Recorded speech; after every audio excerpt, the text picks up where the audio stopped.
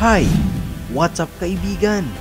Ito ang Mahiwagang TV na maghahatid sa inyo ng mga kakaibang kwento, mga misteryo, hiwaga at mga kakatuwang pangyayari.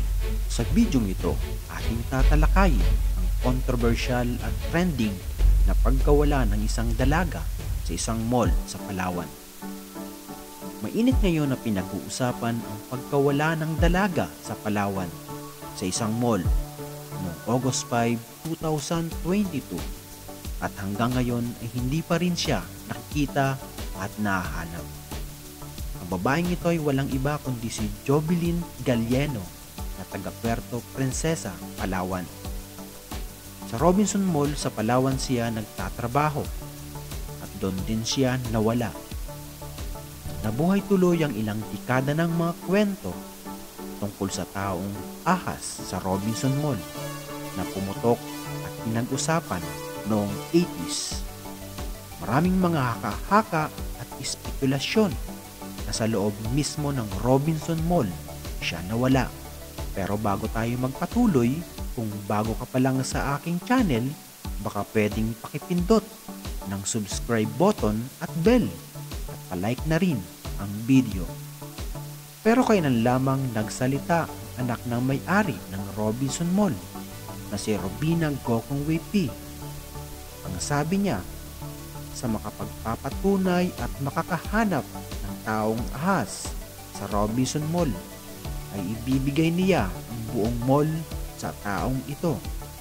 Ayon naman sa pahayag ng mga otoridad sa kanilang pananaliksik at maingat na pag-iimbestiga at sa mga nakalap na CCTV noong araw na yon ay nahagip ng kamera si Jovelyn na lumabas ng naturang mall at sumakay sa sasakyang sedan at yun ay ayon sa pahayag ng otoridad. Pero bandang huli, binawi nila ang kanilang salaysay na hindi daw totoo na sumakay si Jovelyn sa sasakyang sedan. Patuloy pa rin ang pangangalap ng impormasyon at mga bagong lead para mahanap ang dalaga.